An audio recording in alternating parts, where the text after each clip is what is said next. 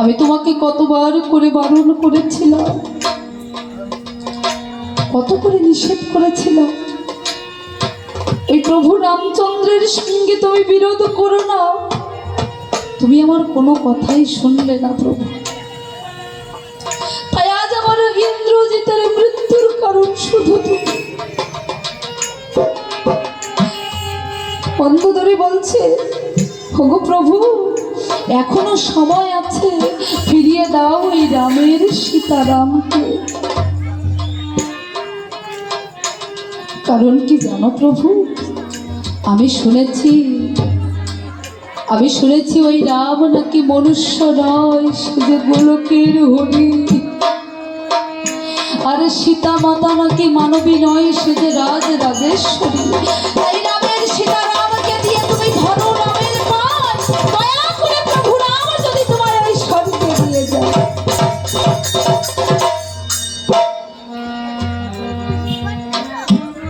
সেই না মন্দোদরী কথা বলেছে যে রাম গোলকের হরি আর সীতা মাতা রাজরাজেশ্বরী।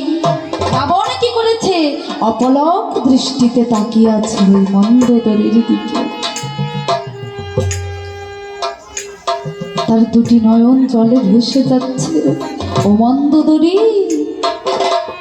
আমি এতদিন ভাবতাম এই লঙ্কার বুকে আমার বান্ধব বলে আর কেউ নেই, কিন্তু আজ বুঝলাম তুমি যে আমার পরম বান্ধব। ও মন্দোদরী, ওই রাম যে গোলকের হরি আর সীতা মাতা যে রাজরাজেশ্বরী, সে যে আমার চেয়ে ভালো আর কেউ জানে না মন্দোদরী। ও প্রভু, তা তুমি যখন সবই জানো, তাহলে কেন বৃথা ওই রামের সঙ্গে বিরোধ করছো? মন্দোদরী, আমি ওই প্রভুর সঙ্গে কেন বিরোধ করি শুনবে? তাহলে শোনো। আমরা দু ভাই ছিলাম ওই বৈকুণ্ঠের দাঁড়ি। নাম ছিল আমাদের জয় আর বিজয়। একদিন দুর্বাসা মুনি নারায়ণের নিকট সাক্ষাৎ করতে যায়। ও মন্দোদরী, ওই মুনিকে চিনতে না পেরে আমরা তাকে দ্বারে বাধা দিই। তাই ওই দুর্বাসা মুনি ক্রুদ্ধ হয়ে আমাদের অভিশাপ দিয়েছিলেন যে আমাকে বাধা দেওয়ার পরিণতি কি হতে পারে জানিস? আমাকে বাধা দেওয়ার পরিণতি কি হতে পারে জানিস? তোরা ওই মর্ত্যলোকে রাক্ষস হয়ে জন্ম নিবি। মর্ত্যলোকে রাক্ষস হয়ে জন্ম নিবি। ও মন্দোদরী, আমরা তখন দৌড়ে যাই নারায়ণের কাছে। দয়াময়, ও প্রভু, আমরা কেমন করে এই অভিশাপ হতে মুক্তি পাব? নারায়ণ বলেছিলেন, জয় বিজয়, সে যে দুর্বাসা মুনি, তার অভিশাপ যে খণ্ডাবার নয়।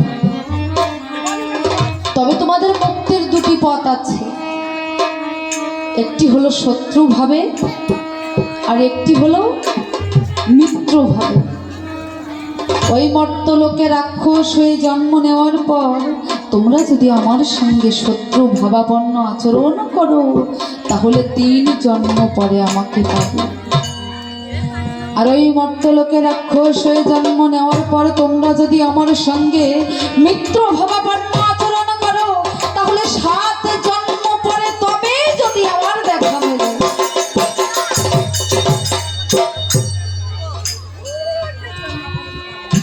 আমরা সেদিন নারায়ণকে বলেছিলাম, প্রভু,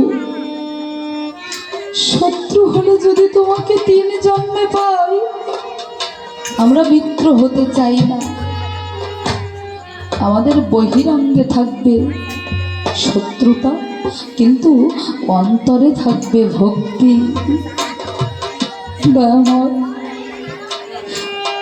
আমাদের বহিরঙ্গে শত্রুতা থাকবে, কিন্তু অন্তরে থাকবে ভক্তি। রাবণ আর মন্দোদরী যখন এই সমস্ত কথা আলোচনা করছে বাবা, অদূরে গাছের আড়াল থেকে সমস্ত কথা শুনছে কে? বিভীষণের পুত্র তরুণী। জ্যাঠামশাই আর জেঠিমার এ সমস্ত কথা শুনে দ্বাদশ বর্ষীয় বালক তরুণীর আত্মচৈতন্য বোধ জাগ্রত হলো। তরুণী মনে মনে ভাবছে যে ও এই জন্যই আমার পিতা আগে থেকে স্বার্থপরের মতো ওই রামের চরণে চলে গেছে। নিশ্চয় আমার পিতা জানে যে প্রভু প্রভু আমার গোলকের হরি, তাই তো আমার পিতা স্বার্থপরের মতো কাউকে কিছু না বলে ওই রামের চরণে আশ্রিত হয়েছে।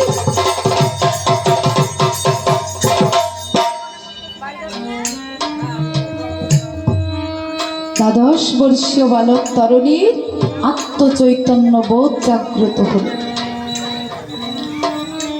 প্রভু রামচন্দ্র আর মাতা সীতার প্রকৃত স্বরূপ দর্শনে তার হৃদয় যেন ব্যাকুল হয়ে গেছে। সারা রাত নিদ্রাহীন চোখে রাবণের কক্ষের সম্মুখে বসে কাটিয়ে দিয়েছে।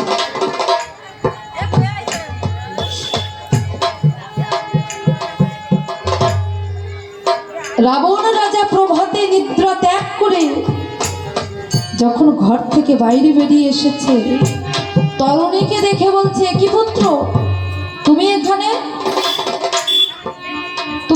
কেন এসেছো? এই প্রভাতকালে তুমি আমার কক্ষের সম্মুখে কি করছো? বলে, জ্যাঠামশাই। ও জ্যাঠামশাই, কারণ তো একটা আছে, কারণ তো একটা আছে। আমি মনস্থির করেছি আমার এই লঙ্কার পক্ষ থেকে তো যুদ্ধে দাঁড়াবার আর কেউ নেই, তাই আমি মনস্থির করেছি কাল প্রভাতে যুদ্ধের সকল দায়ভার মাথায় নিয়ে আমি যাব ওই রামের সঙ্গে যুদ্ধ করতে। এ তুমি কি বলছো পুত্র?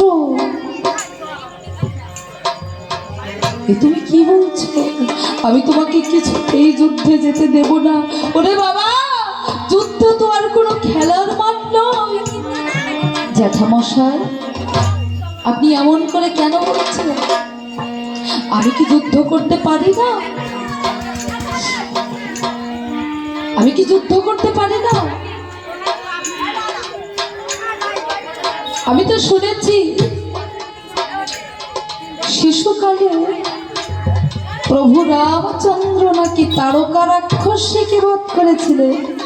তার ভাই ভরত নাকি খেলার ছলে সমুদ্র তীরবর্তী দুর্জয় লবণ দত্তকে বধ করেছিলেন। তাহলে আমি কেন পারব না? পুত্র, আমি যদি তোমাকে যুদ্ধের সকল দায়ভার মাথায় নিয়ে ওই রণক্ষেত্রে পাঠাই, সকলে ভৎসনা করে বলবে যে ওই রাবণের কি যুদ্ধে আসার ক্ষমতা নেই? সামান্য একটা দুধের বালককে পাঠিয়েছে যুদ্ধ করতে।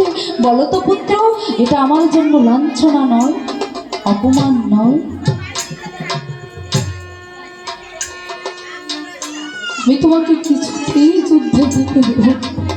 তাছাড়া তোমার পিতা মাতার কাছে আমাকে আর নতুন করে দোষী করো না পুত্র। রণক্ষেত্রে যখন তোমার পিতা তোমার দিকে তাকাবে, মনে মনে ভাববে যে আমার দাদা আর কাউকে পেল না, আমার সামান্য দুধের বালককে পাঠিয়েছে যুদ্ধ করতে। তোমার পিতা মাতার কাছে আমাকে নতুন করে দোষী করো না।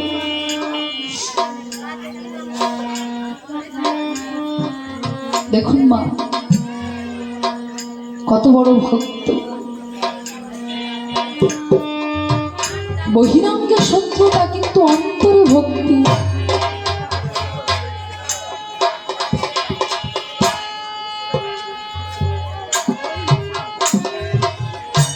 রাবণ রাজা এই যে মা সীতাকে হরণ করে নিয়ে এসেছিলেন,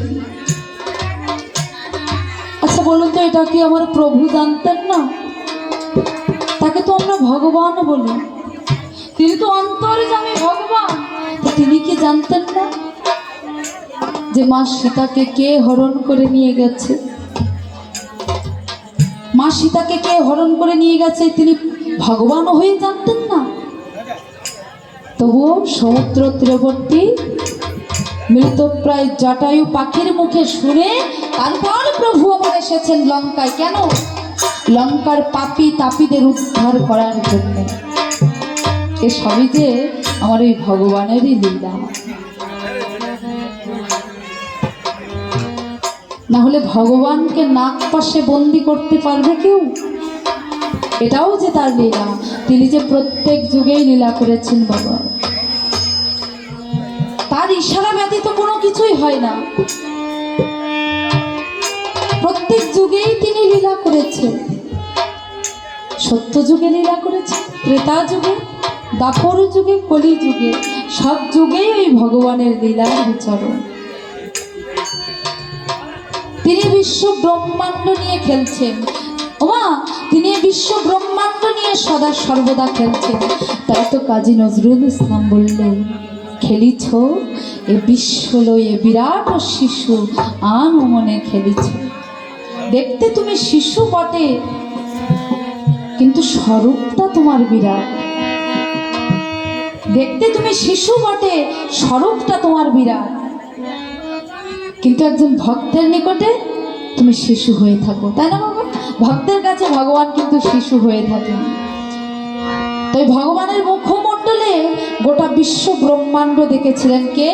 মা যশোদা। খেলিছ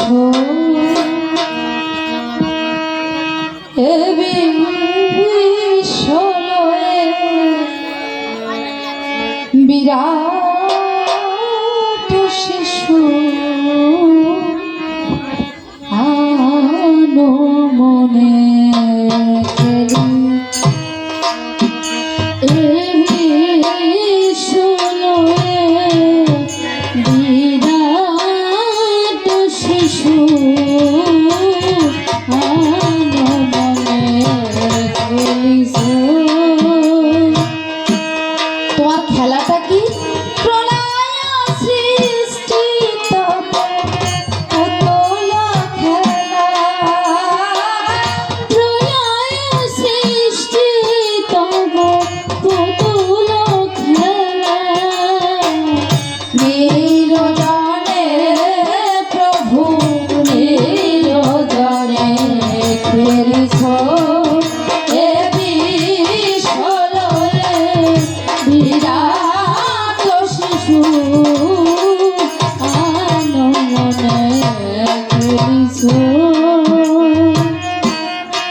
তুমি বিশ্ব ব্রহ্মাণ্ড নিয়ে খেলছো। আচ্ছা, ভগবান যে খেলছেন তা তিনি কোথায় বসে খেলছেন বাবা? রাসলীলাটা তো আমাদের ভাগ্যবশে একবার হয়ে গেছে। কোথায় মা? ওই বৃন্দাবনের মাঠে। ওটা তো আর বারবার হবে না। ভগবানের খেলার চিরস্থায়ী জায়গা কোনটা? তিনি চিরস্থায়ীভাবে কোথায় বসে খেলেন? শূন্য মহা আকাশে তুমি মগ্ন লীলা বিলাসে। শূন্য মহা আকাশে তুমি মগ্ন লীলা বিলাসে।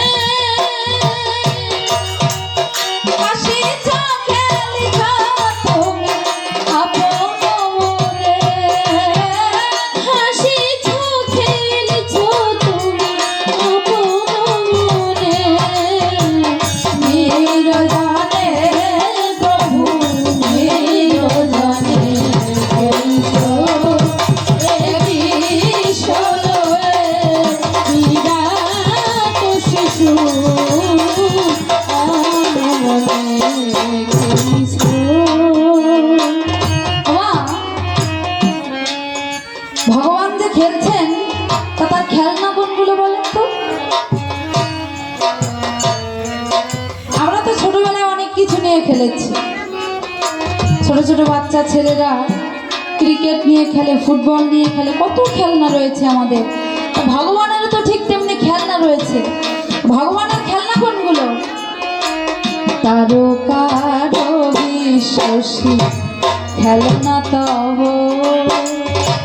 হে উদাসী করিয়া আছে পায়ের কাছে রাশি রাশি তারকার বিশ্বসী খেলনা তব হে উদাসী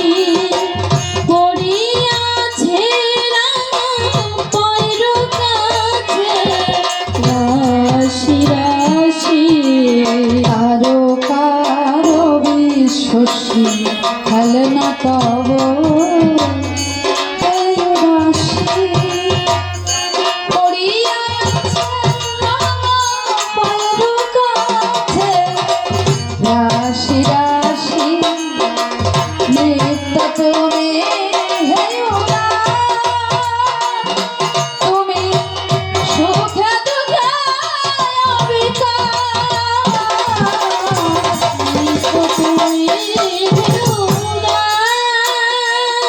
তুমি সুখে দুঃখে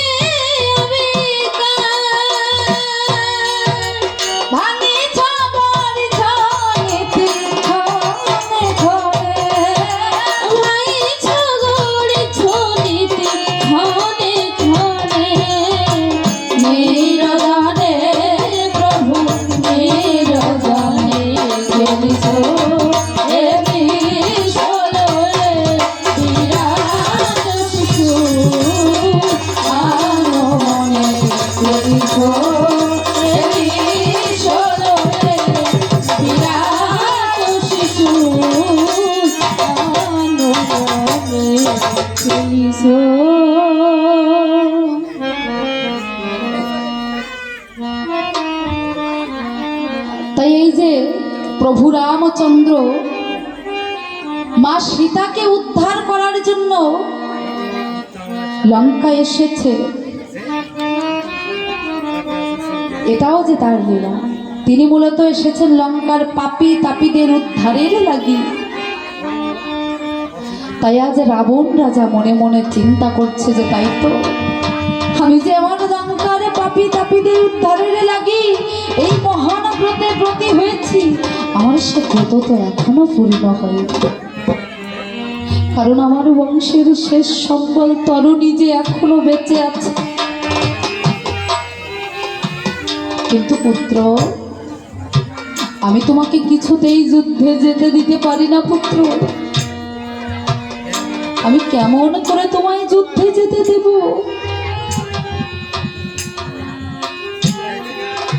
তোমার পিতা বলবে আমার দাদার কি যুদ্ধে আসার ক্ষমতা নেই। আমার দুধের বালককে পাঠিয়েছে রণক্ষেত্রে। আর তোমার মা জ্যাঠামশাই, আমার পিতার কথা আপনি বাদ দেন, কারণ তিনি তো আগে থেকে স্বার্থপরের মতো ওই রামের চরণে চলে গেছে। আর আমার মাকে আমি বুঝিয়ে বলব। এদিকে জাম্ববান বলছে, ও প্রভু, রাবণ রাজা এবার যে কাকে যুদ্ধ করতে পাঠাবে সে তো আমরা বুঝতে পারছি না। তা আমাদের সমস্ত সৈন্যগণ যে অচেতন হয়ে পড়ে আছে, আমরা কেমন করে লড়াই করব ওদের সঙ্গে? আমাদের সমস্ত সৈন্যগণ যে অচেতন হয়ে পড়ে আছে। তবে হ্যাঁ প্রভু, উপায় একটা আছে। কেউ যদি ঋষ্যমুখ পর্বত থেকে 4 জাতির ঔষধ আনতে পারে, ওই ঔষধ বন্টন করে আমি সৈন্যগণের উপরে ছিটিয়ে দিলে সকলে আশা করি চেতনা ফিরে পাবে। তাহলে কে যাবে ওই ঋষ্যমুখ পর্বত? প্রভু রামচন্দ্র হনুমানকে গিয়ে বলছে, ওরে হনুমান, তুমি যাও বাবা, ওই ঋষ্যমুখ পর্বত থেকে 4 জাতির ঔষধ এনে দাও। তখন হনুমান বলছে, ও প্রভু, আমার কি আর সেই ক্ষমতা আছে এই পাঁচটি দিন ধরে অনাহারে অভুক্ত অবস্থায় যুদ্ধ করে চলেছি, তা আমাকে যদি কিছু সেবা দাও তাহলে হয়তো আমি অত দূরে যাওয়ার শক্তি পাব। তাই প্রভু রামচন্দ্র আমার সমস্ত রাম ভক্তদের ডেকে বলল, ওরে ওরে যেমন করে হোক তোমরা ওই হনুমানের জন্য কিছু সেবার ব্যবস্থা করো। তাই রাম ভক্তগণ আমার কি করেছে, ভিক্ষা দাও হে ওহে মনে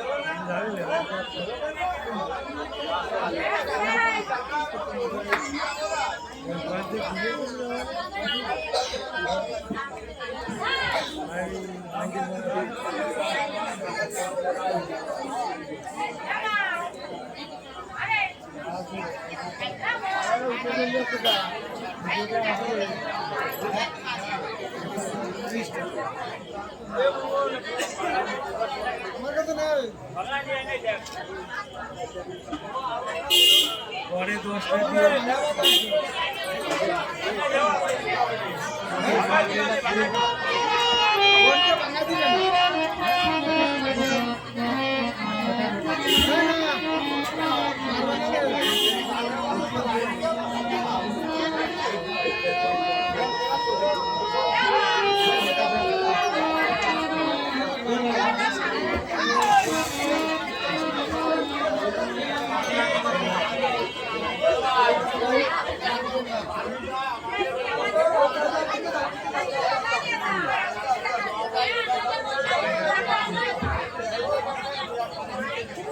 দিয়ে